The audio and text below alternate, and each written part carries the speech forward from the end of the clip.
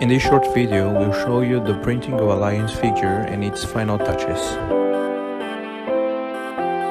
After the printing is done, let's cut off the cylinder attached to our lion.